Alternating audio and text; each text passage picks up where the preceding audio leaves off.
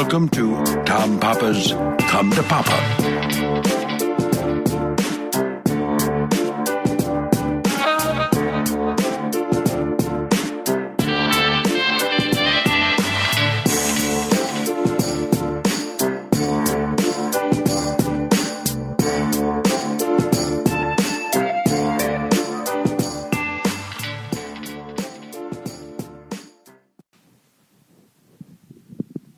Hey, everybody. Welcome to another edition of Come to Papa, your favorite podcast among all the other podcasts in the land. Where are you, Paul? I am in Los Angeles, California, Tom. Where are you? I'm in Portland, Oregon. Portland, Oregon. On the craziest, we're at the peak, the height of the insanity for the book stand-up tour. Oh, really? We are at the apex. Because it was on the way yeah, man. From New York to to Phoenix. I was in LA on Monday. I was in New York on the red eye yesterday. Got there yesterday. Did Colbert yesterday. Flew here today. Do the book event here. Then I go to LA for Conan tomorrow. Then tomorrow night straight to Phoenix. Nice. And yeah, so we are at the apex. Doesn't get any crazier than this. Crossing the country, zipping and zagging. But it's all been good. The book sales are going well. People are loving the book, which is a good thing. And we are, I think, like 100, like number 120 of all books on Amazon. That's we're number awesome. 1 in family humor. We're number like 5 in essay and humor, which are all cool. But now we're like actually getting close. If our listeners, I mean, we have a lot of listeners. If our listeners all bought the book on Amazon tonight, we would be in the top 100, and that is like a huge achievement. So I'm not begging. Our fans do a lot. But come on. We can push this over the top. If you don't buy it, at least put a nice review in there. Yeah, at least pretend. I think you have to buy it to review it. Oh, okay. Or there's, I think they indicate something like that. Anyway, it's going pretty great. The Colbert was a blast last night. Yeah, that looked fun. That was so much fun. Yeah, that was really good. Making him laugh was very funny. Yeah, that was great. Yeah, that was the one that I was worried about, is you flying all night and being up for that. But you looked good. Yeah, no, you didn't look tired or anything. Yeah, I felt pretty good. No, I felt I was pretty good. Meditating as much as I can along the way. And now I'm in Portland and my voice is a little tired. I think after this podcast, I'm going to crash for a little bit. Yeah. And then go do this event tonight, which should be fun. Shouldn't be too... I think you just got to keep hydrating, Paul. It's the most important thing. You just got to hydrate, like any time in life. Well, it's like whatever. Like when you're... If they can figure out a way that when you're on a plane, you don't feel more tired just from sitting in the same place. I don't know why. I don't know why. I think it's the pressure. I think it's the air pressure on your body. I think you get dehydrated up there. You definitely, I think all of that stuff. And also, especially when you're tight next to other people, you're constantly like pulling your body in. There's a little tension from the other people around you. And there's tension that you might die in a giant fireball. All of those things kind of play on you. So, and then if you change time zones, forget about it. Now you're really toast. Yeah. It's well, you and I are on two different things because you're traveling that way, and I had a show in Monterey, so I just drove up and drove back like the same night. So that was like 9 hours of driving. That's exhausting in one day. Oh boy, jeez. And then I had that's to a get lot. my 2 root canals the next day. So that was kind of the how'd they go? not too bad. Yeah, I ended up feeling okay last night because they were pretty much like, yeah, you're going to be really sore. And then I was like, I don't feel sore, but it's just you have these temporary teeth, so you got to worry about that for like the next week. Like they're in the back and stuff, so Yeah, but they should be pretty solid. yeah, but they're just like, yeah, don't, because like you pay a ton of money for those real crowns, so the temporary ones they're giving you are like out of the Walmart prank section of the the fake teeth. Oh yeah, and they've probably been in like 20 other people's mouths. No, it reminds me of those wax. Remember those wax things that you had when you were a kid? The wax teeth for no reason. Like the wax, yeah, with the lips. That's what I picture them being made out of. So like, Yeah, a little gummy. And what's really funny is that you really don't even need that, like, because they killed your nerve. Your nerve is done. right? You're not going to feel pain back there anyway. So, just a matter of getting stuff stuck in the hole, I guess. Yeah, and it's it was funny. I got this specialist guy I went to. Went to NYU and USC, so he's like a guy that just does root canals all day. Which imagine what kind of person would want to do that, but Right. but that ended up saving me like $1,000 going to this guy instead of the place that I initially went to. So that was a little infuriating. Great. And the only reason I went to him is because I'm going to Iraq on that USO tour at the end of the month, and I had to have everything done before I left. So that kind of in case saved you me. get taken hostage. What's that? In case you get taken hostage. Well, the last thing you need is like some temporary tooth and to not have a root canal done, because there is nothing worse than tooth pain. I don't know if you've ever had. People say back pain, but I think tooth pain is the worst kind of pain because it catches you off guard. One time, I had a dentist friend of mine. He was like kind of a dentist, kind of a real estate agent, kind of a guy that just hung out, and he wasn't really that into it all. And I was supposed to have work done on this tooth because I had pain. So he numbs me all up, and he goes to work on the tooth, and the Novocaine wears off, and it's kind of bad.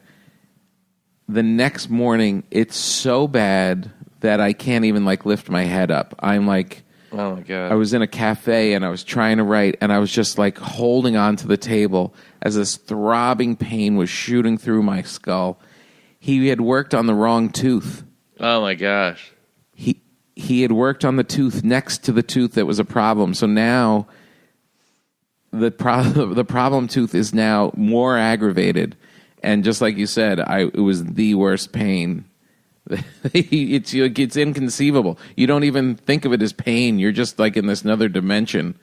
Yeah, it's like, well, what they say, nerve, you know what I mean? Because, well, that's the worst thing about getting, it's even worse than getting a root canal is if you don't need one, they do this thing called a pulp test, which basically they shock your tooth. And so if your nerve is still alive, you are going to jump out of the chair. That's how bad the pain is. So, oh God, it's I almost was like, yeah, just do them all. I don't ever want to have my teeth hurt ever again. That's yeah, it is literally the worst. but yeah, my teeth actually look, because I don't know about you. When I was growing up as a kid, they were still using all those big metal fillings. So like. Oh, yeah. My mouth just looked like I had a bunch of, like, metal, especially the bottom. So now they're all kind of like the white crowns now. So it actually looks a lot better. But yeah, I like how they go in and they say that you've got to take out all your old fillings because having all that metal in your mouth is actually bad for you. Yeah. It's like, well, I got to do it all double? What? Yeah, and I'm sure drilling metal out of your teeth is good for it too. Yeah, God, it's the worst. So I don't understand. I know we've talked about it before, but I really don't understand why it hasn't. They haven't improved on dentistry. Oh, I thought you were going to say everything else is getting. I don't know why they have the highest suicide rate, and I was like, no, I totally get it because everyone that comes in there is mad at them for some reason. Yeah, no one wants to go.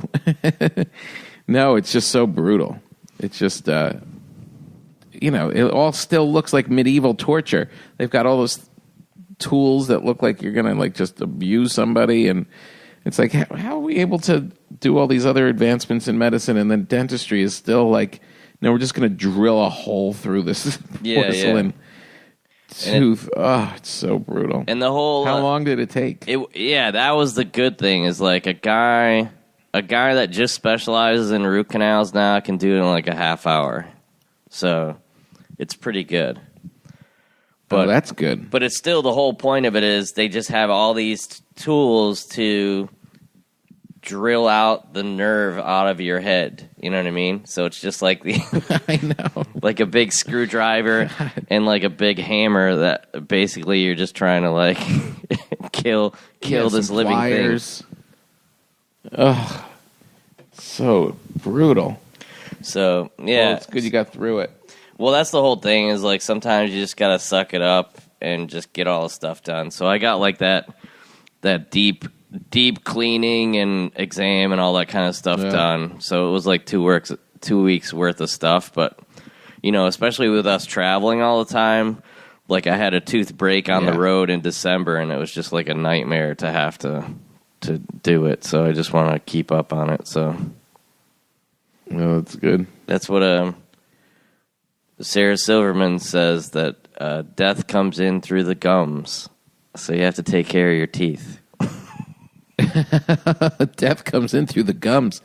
That's kind of morbid. Yeah, well, it's kind of true, though. Oh, we had a big... People don't take care of their teeth. They're always kind of unhealthy, Yeah.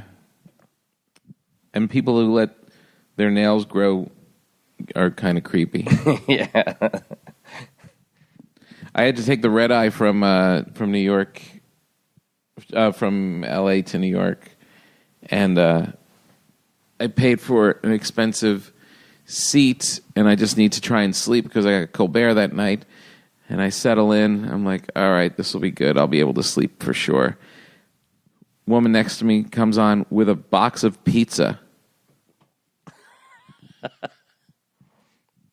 A whole box, like 3 slices. She starts eating one. It just reeks of pizza, which is not a bad smell, but it's a powerful smell, and you can't sleep when you're smelling pizza. And then she finishes some of it, then folds the rest up and just like sticks it where the magazines go. Ugh. And she's in the first class where they give you free stuff anyway, right? Yes. I don't know what she was doing. I was like, really? Why me? Why are these people always attracted to me? Why am I always next to these people who... It's almost like they're like, all right, Tom's coming. Who should we go with? The guy with no shoes? You want to go with the guy with the guy whose male breasts are hanging out the side of his shirt, or the smelly food lady? Every time. I just don't get it. Yeah, there was I almost came up with a joke of that because that must be a new thing because I was on, I think it was a Southwest flight, and the guy had like in the storage above there was a pizza box and a lampshade, and and I was like, what is this, a bachelor party from the 80s? Like you. Yeah. They used to be the wild. Remember that was like the term for like a wild guy if he was like drunk with a lampshade on his head. Yeah, put the lampshade on his head and danced around. Probably was a killer joke at first. The first guy to put the lampshade on his head was hilarious. Where did that come from? Or was that just a go-to move by adults that drank a lot? Yeah, there was back in a time when lampshades were popular. They didn't know how to make stuff back then. They just had a lampshade on it, and some funny guy did it, and then it caught on. I get it. That would have been funny if you were the first dude doing it. Hilarious. So then I went on Joe Rogan on Monday. Oh, yeah. I actually listened to that on the drive back. I think I listened to... Oh, yeah? I listened to the Marin thing, and then I think the beginning of the Rogan one. But that's an effort, man. What'd you do, 3 hours on that? The Rogan? 3-hour show on Rogan. Yeah, 3 hours. It's a long podcast. But it was good because we announced officially the new Food Network show. Yeah, cool. Which our fans, of course, knew about it already. But we were able to announce officially, for the first time in any other media, that on Labor Day, the Food Network is going to be airing the first episode of Baked. Nice. Which is my new show on all things baked. That Top Secret Project will no longer be called the Top Secret Project. It is now called Baked. My new show where I travel the country. I've shot 8 of them. We've been in Detroit, Cleveland, New York, New Jersey, L.A., New Jersey, New York. Where else did I say? 8 of them. New Orleans. And we go meet these amazing bakers, and they show me how they make their stuff, and we get to eat and discover all this amazing food. And as long as it's baked, can be on the show. Nice. So that was good. Do people think that you brought food to Detroit for that episode, or did they have stuff there already? Like you're helping out Detroit by bringing bread? How dare you? How dare you attack my new friends in Detroit? Detroit is a story of revival. Yes. They're coming back. Young people are moving in. Everything's being converted. We should be buying property in Detroit right now. You can get cheap land. I like the summer Time there. to do it. All right, I've been hydrating so much on this trip that I have to go to the bathroom, so you have to do a monologue while I'm gone. Ready? Go. Okay. Well, I was in Monterey, California, and I did a show for a group of firefighters and a bunch of other local people, and at a nice restaurant. And there was a guy at the end of the table. As Tom knows, I do talk about getting a tattoo during our show. And the guy at the end of the table had a tattoo of a soccer ball. Loaf of bread. Oh. He turned his head into a soccer ball. His whole head? Yeah, as in like, those, what is it, a 7-side or 8-side? What are those squares on a soccer ball? He had his head sectioned out. So he had the black sections where his hair was, and then there were also lines, and the lines were a permanent tattoo. And oh boy. And he also had a tattoo of a website. It said www.rollersoccerusa.com. Roller soccer. So even weirder than having a website on the back of your neck was, all right, what is roller soccer? And I'm not making this up. This guy is he's the chairman of the United States Roller Soccer League. It is a sport where you wear rollerblades and you play soccer at the same time. I swear to God. I have to say, I'm kind of interested. So it's basically like you basically play it on a dry hockey rink. So the goals are like a little smaller. But it just looks like the worst thing you could do on skates is to try to kick a ball going full speed. And this guy believes in it so much that he tattooed this emerging sport onto his head. Exactly. And he promotes it at every... I think he was on some big person's Instagram not too long ago, but he is spreading the word on this. He's fully invested that this is going to be the next big thing. I have to say, you just describing it makes me kind of excites me a little bit. Well, it kind of reminds me of, I don't know if you remember, I forget what they called it when they had a basketball league where the entire court was a trampoline. Do you remember that? Yes, I do remember that. It was on like Saturday nights, and it Did died. Not catch on. It died here, but when I flew to Asia last year, apparently there still is I think it's called slam ball. And so they still have a slam ball is on television in Asia somewhere. It's still going. So you just have to find that weird place, like how what did you say, Argentina, like the Mayor Dreff is like the #1 show, like you just have to find that place. I think I saw a girl, I was in Cleveland sitting on a bench, and this woman came flying down on her rollerblades through traffic, like jumping the curb, over a fire hydrant, twirling into traffic, going backwards, hair flowing like 100 miles an hour, the most graceful thing you ever saw. And I was like, ow, I guess rollerblades are kind of out, but if you're still in it, you're probably really good at it.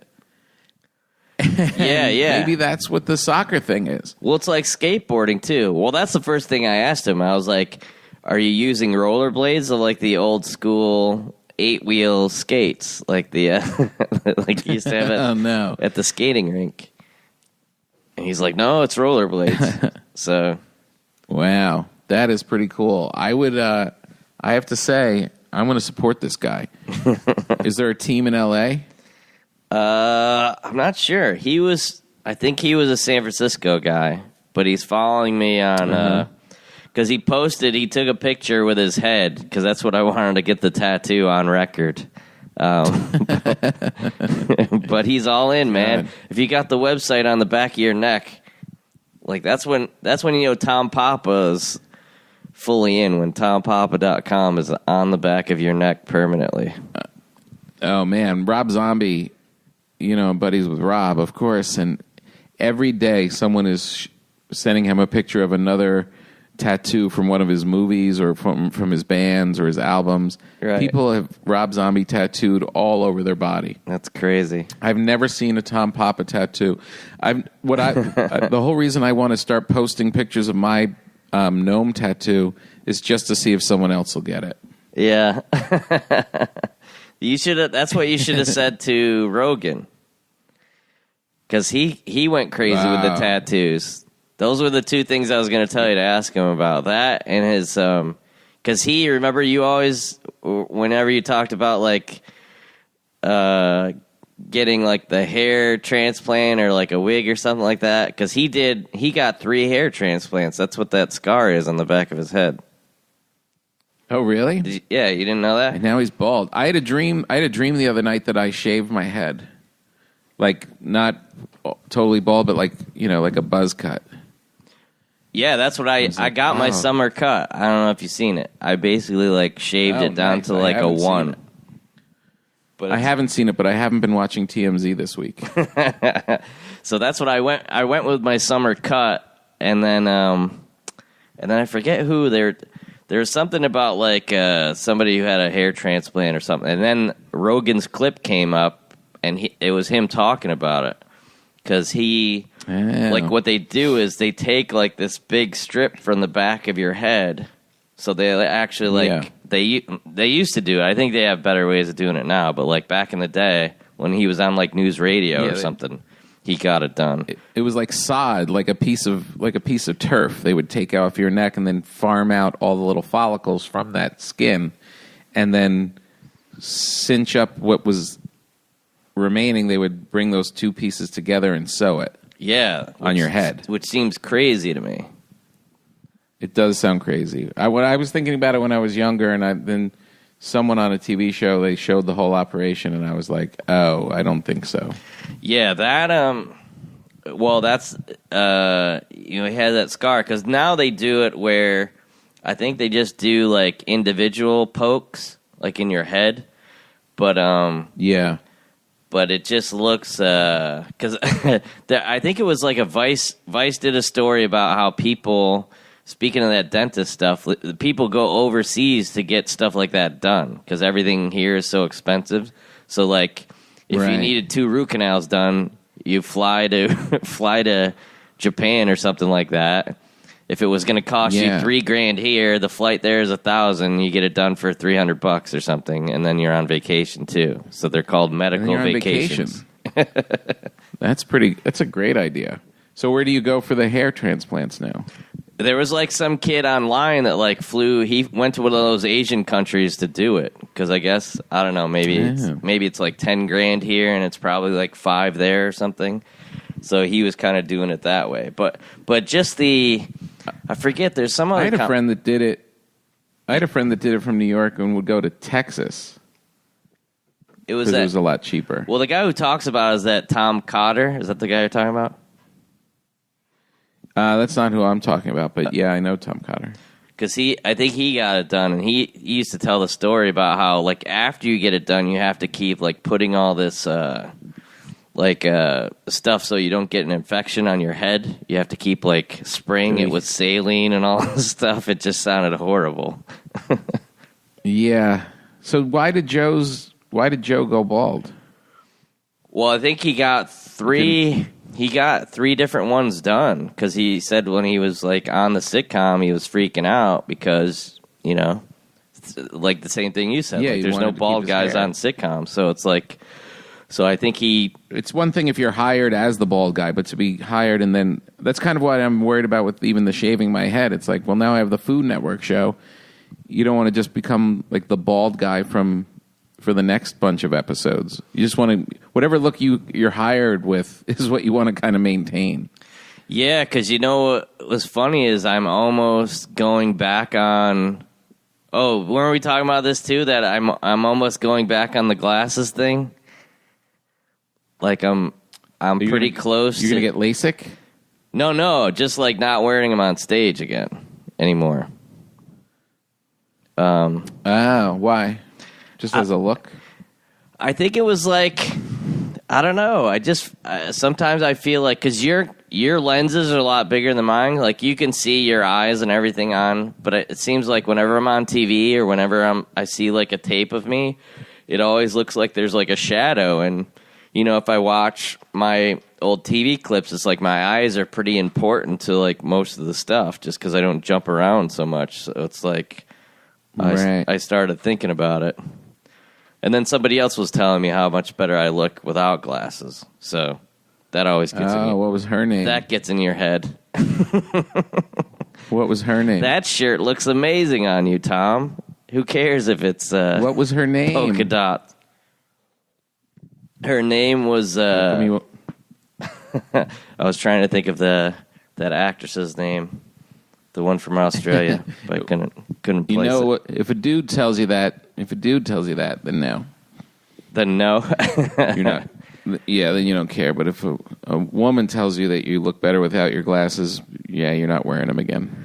Yeah, it was just somebody at a club that I think it was maybe the Ice House or something. Somebody up there was like, "Oh yeah, I remember when you used to not. How long have you worn glasses?" I was like, "Oh, it's been a while." And she's like, "Oh yeah. You know, I like you without them, too." And I was like, oh. And then it gets in your head, and you're like, huh, maybe. Because there is a thing where, like, I think, I only have the one pair of these, and I think I almost, it was because I left them at home one night, and then I just did the show, and I was kind of, like, not freaked out, but it was like, you know, what am I going to do? It's like, oh, yeah, you can do a show without glasses. It's not that big a deal. You don't have to see with them. What about LASIK? I thought we were going to get LASIK. Not my insulin. Well, that's the thing. I don't really need them unless I get like another teleprompter job where I have to like read, because then I'll look like I'm squinting if I read off a teleprompter. But I thought we were going to get lasers on our eyes. Well, you can't get it done, right? Aren't your eyes too bumpy or something? You've got bumpy eye syndrome. I don't think I want to get anything done again after all this dental stuff. Yeah, I could see that. But so what's going on tonight? Are you reading, or are you doing a show, or what's the what do you have to do? I'm going to do a show, but I'll have my book with me, and I'll read a couple things from it throughout the show. Okay. And then at the end, people who bought books, I sign them. And nice. And I think we have a lot of people coming, which should be good. That's cool. And you know that. And then we go to Phoenix. Then we've got Friday and Saturday in Phoenix. Nice. And do you know the same thing? Do you know how with Paul important you are with Conan? Is that I think they weren't even taping this week, and they are doing a special episode just for you. Oh, me and Lisa Kudrow. Yeah, his ex-girlfriend. What? Conan dated her. He did? Yeah, you didn't know that? No, I didn't know that. Yeah. That was like, she was the big deal when they were dating, and then he's the one who got his own show after that. Oh, I didn't know that. And my daughter turns 16 tomorrow. No way. That's crazy. Yep. Last time I was there, what was the anniversary last time I was there? Last time I was there, your daughter was born, I think, right? Or what was it? Yeah, but that would have been her birthday, though. What was it? I'm trying to think. No, it wasn't. Because it was only like. Was it the anniversary of the first time I had done Conan? Maybe, yeah. Maybe it was something like that. Like the first time you were doing the show. Yeah, I can't remember. I'm blanking now, but I remember you talking about it. So is she going to the show tomorrow? Yeah, she's coming tomorrow with her friend. Cool. So I'll have to give her a shout out. But yesterday, when I did Colbert, was the 25th anniversary of me ever doing stand-up comedy. Oh, nice. June 12th, 1993. Man. And, so I celebrated the 25th anniversary by doing Colbert and promoting the book. How crazy. Yeah, that my first TV appearance was June 23rd, 2006. Wow. And yeah, it seems I think that's my first paid gig. It's like June. Yeah, a lot of stuff happens in June for some reason. Yeah, I wonder why.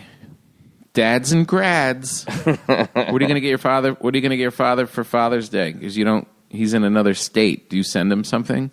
It's not like you can send him flowers like Mom. Yeah, well, I listened to you. You told me not to get anybody anything. Not anybody, your father. No, I may try to.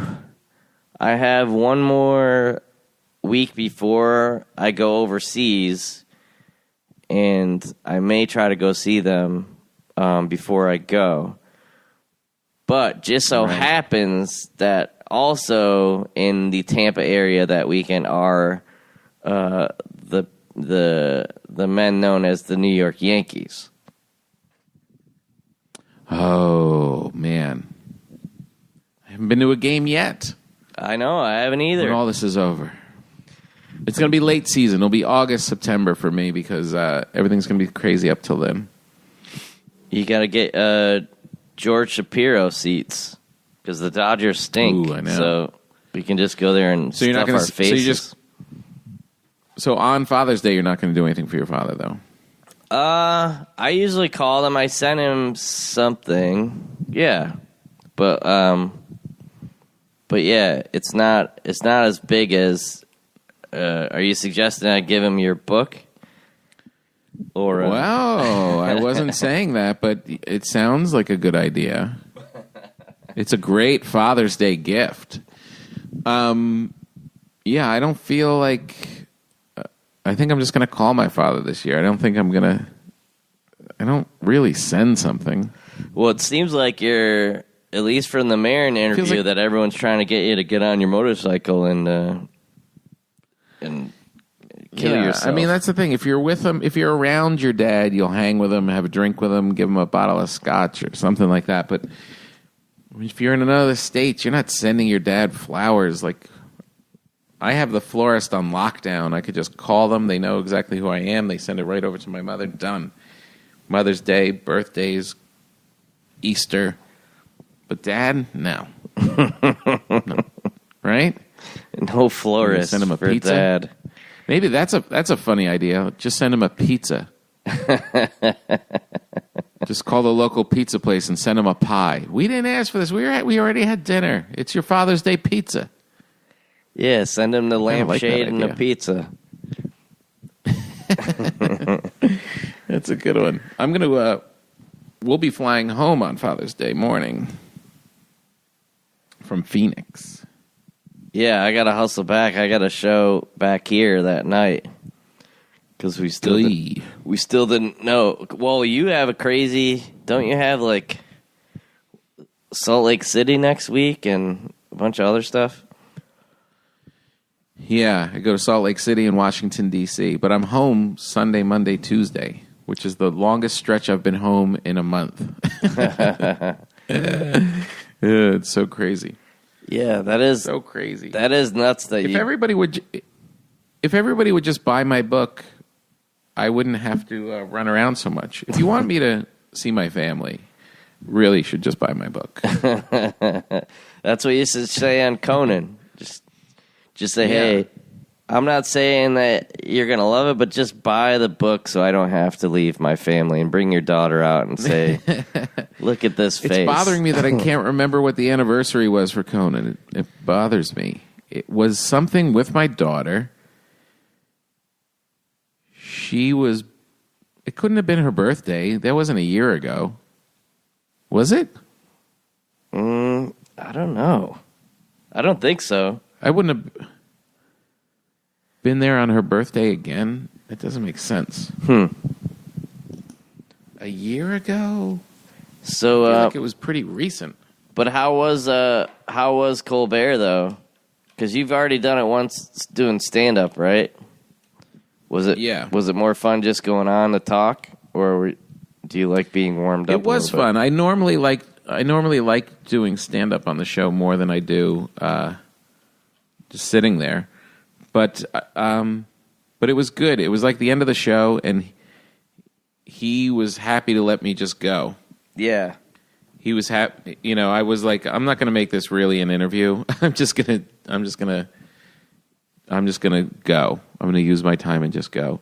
And he was psyched to do it. I made him laugh a bunch, and it was fun. It was actually, in a way, not more fun than stand-up, but it was definitely enjoyable.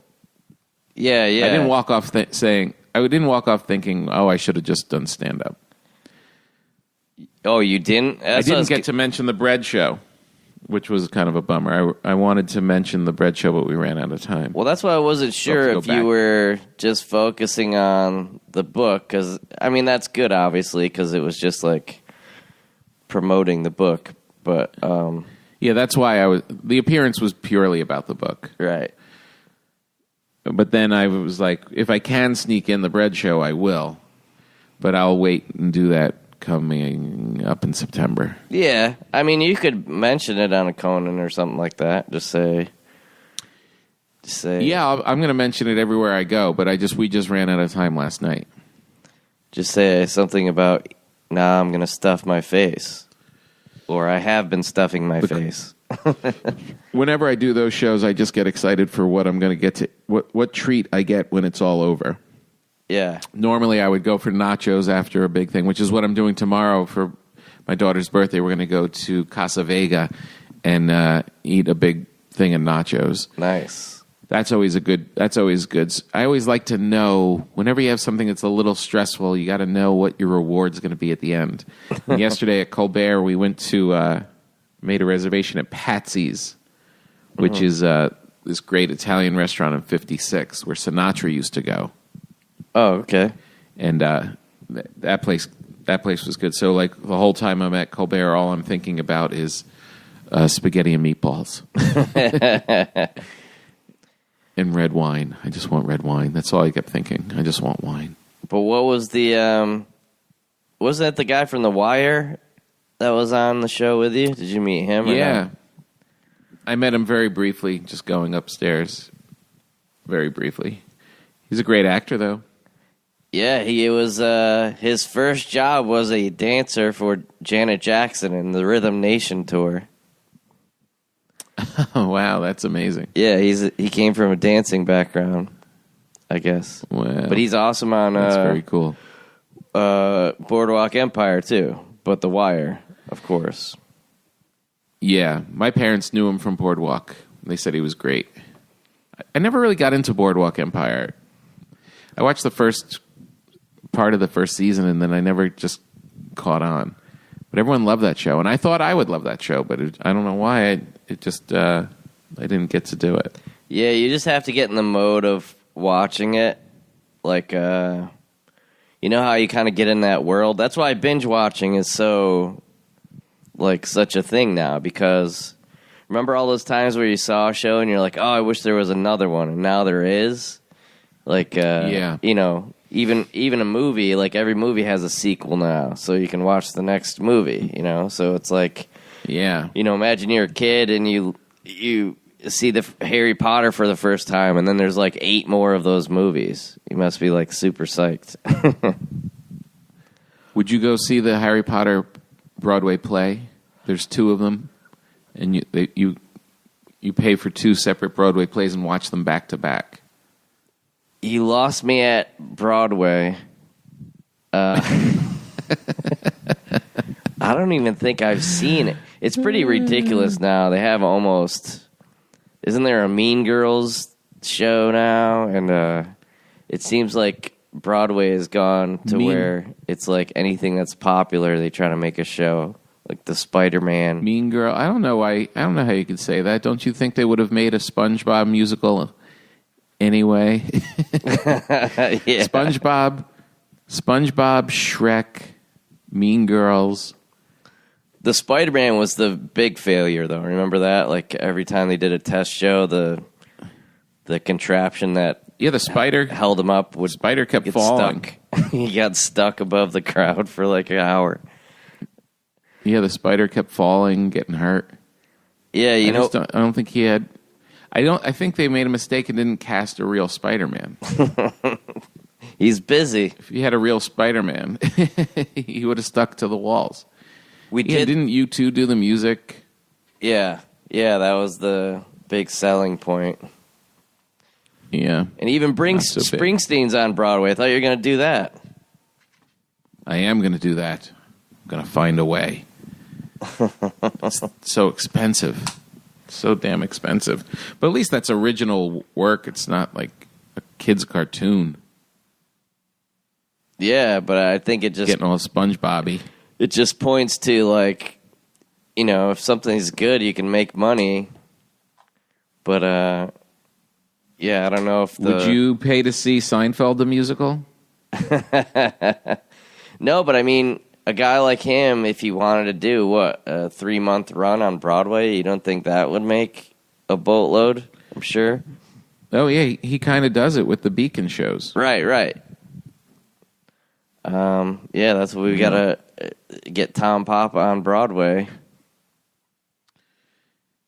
Your Dad Stole My Rake, the musical. Boom, the musical. That's what I want to see. All on rollerblades. I did watch. There's a show on Netflix now called The Staircase. Have you ever heard of it? No. It was like a famous thing on IFC maybe like 15 years ago. You never heard about this guy in it was like North Carolina. His wife died falling down the stairs, apparently. Oh, yeah. He did it to like 2 or 3 different women, right? And then, they found out like 20 years earlier that it happened to a woman in Germany that he was like neighbors with or something. And right. And so, it kind of was the beginning of like Making of a Murderer and all that stuff, like kind of chronicle episodes of trials and stuff like that. And so they did an update, and there's like 4 new episodes because all this stuff ended up happening with the case like in the last 2 or 3 years. So it was like another 6 hours of my life because you get locked into those stupid worlds. I don't know why. Right. I really don't care about courtrooms or anything like that much, but for some reason you just have to see how it ends. Right, of course. But I think if I